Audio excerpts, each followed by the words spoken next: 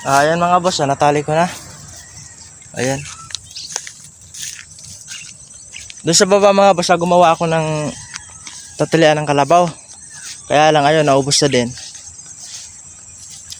Ayan o. Nakakain na sila ng maayos. Kasi meron ng mga mahaba. Pupunta doon. Ano? Pwede na. Ay, sige na, kumain na kayo. Kasi mamaya, babalik ko na kayo dun sa tubugan.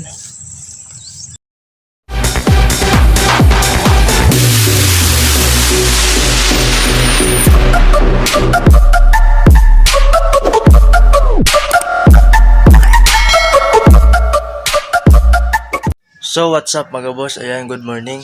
Ayan, isang pinagpalang araw sa ating lahat. Ayan mga boss, punta tayo sa Kalabaw.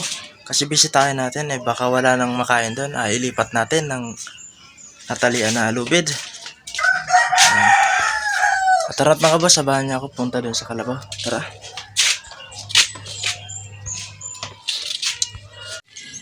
Ayan mga boss, malapit na tayo.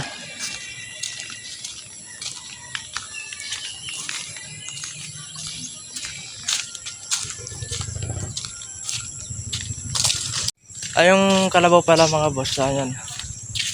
Doon ko na nilagay sa may daanan. Wag na doon sa dati kong binablog sa inyo, na pinakita ko sa inyo na tinalian ko dati. Kasi nauubos yung pagkain nila doon. Kaya doon ko sila nilagay sa may daanan. Ngayon mga boss, ililipat natin doon sa dati para makakain sila ng maayos. Ayun yung Kalabaw mga boss. Ngayon nga mga boss, sa dati marami ditong damo. Ngayon wala na. Siguro naubos na nila. Kaya ililipat natin mga boss.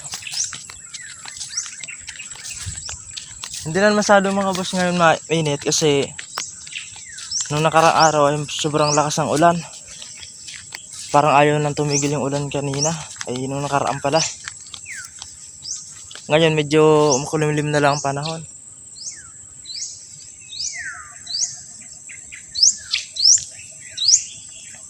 Ayun, natalian natin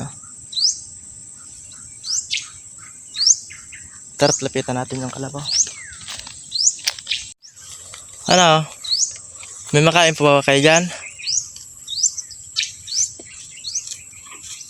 Ayun yung dalawa, katabi lang kumakain. Kailangan natin talagang ilipat sila kasi yun, ang kinakain nila yung mga ganito na lang. Yung mga patay na gugo na lang.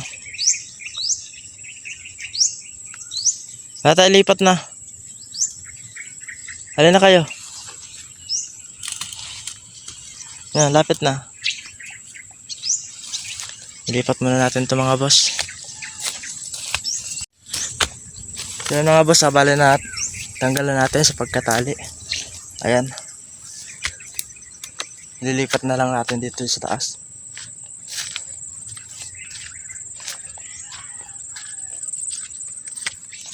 Ayan na. Matanda na to mga boss. Baka pangalawang anak na yan.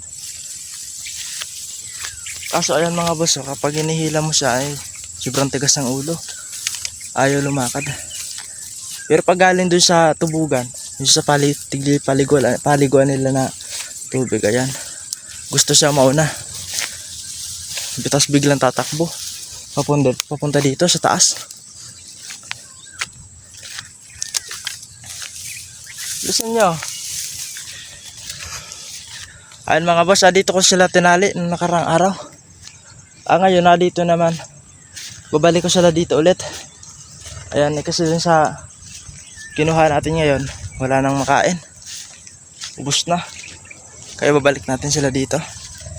Ayan mga boss, tali ko lang to mga boss. Ayan mga boss, natali ko na. Ayan. Doon sa baba mga boss, gumawa ako ng tatalian ng kalabaw. Kaya lang ayun, naubos na din. Ayan nakakain na sila ng maayos. Kasi meron ng mga mahaba. Pupunta doon. Ano? Pwede na. Ay, sige na, kumain na kayo. Kasi mamaya, babalik ko na kayo dun sa tubugan. Ayun mga boss, yan, binisita lang at nililipat natin yan. Mamaya babalik ako dito kasi papatubog ko na, papaliguan na dun sa paliguan nila. So mga boss, ayan lang muna. Ayan, update ko na lang kung mamaya kapag bumalik na ako dito para patubugin yan. Ayan, ipapakita ko sa inyo. So paano mga boss, yan lang muna ta. Bye bye. Ayan mga boss, halos makalipas ang halos 20 minutos. Ayan, babalik na tayo doon sa kalabaw para patubugin na. Kasi medyo malingasang na yung panahon. Ang simo na hangin, medyo mainit-init na. Kahit hindi masyadong umaraw. Ayan nga boss, punta tayo tayo.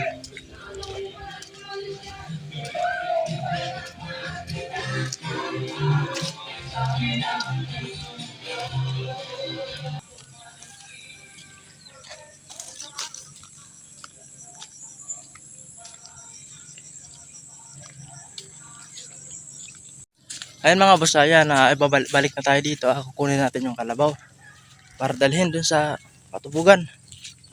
Kasi yan, mag-aalas 10 na. Baka gusto nang uminom na itong mga kalabaw. Kaya painumin na natin. Ayan mga boss, pagdating ko dito mga boss, ayan, hindi na kumakain yung dalawa.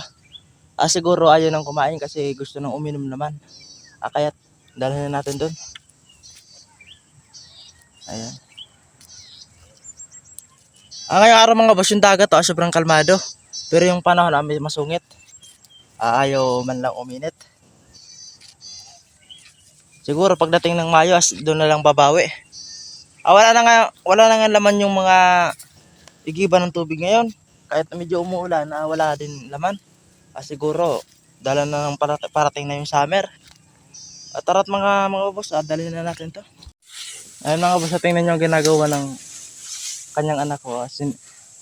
Yung tali niyang kanyang ina, ayan, hinihila. Tingnan nyo naman. Ikaw, wag mong galawin yung tali ng nanay mo, ha? Kasi ayan, kawawa naman.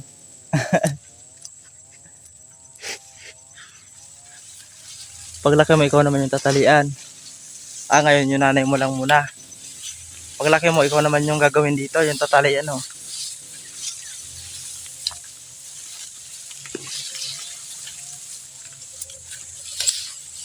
Ito sana mga boss yung maganda dito, yung maalis dito itong maraming gugo na to. Kasi yan, sobrang taas na. Halos mataas sa akin yung mga gugon dito.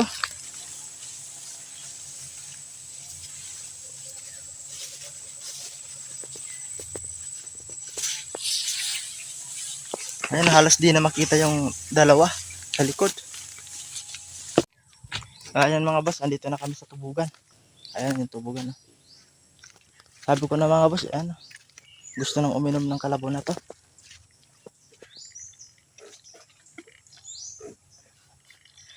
Ayan, masarap yung uminom.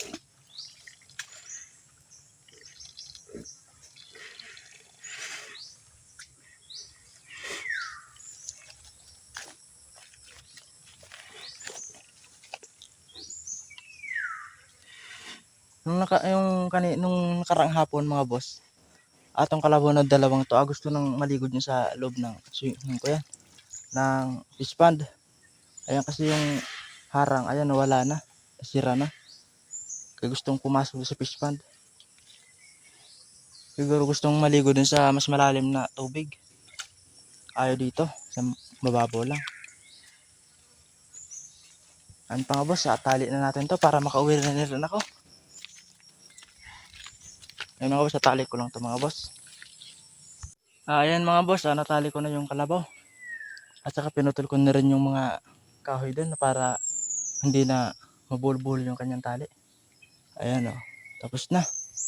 Ayan, makauwi na rin tayo mga boss. Paano mga boss, auwi na ako.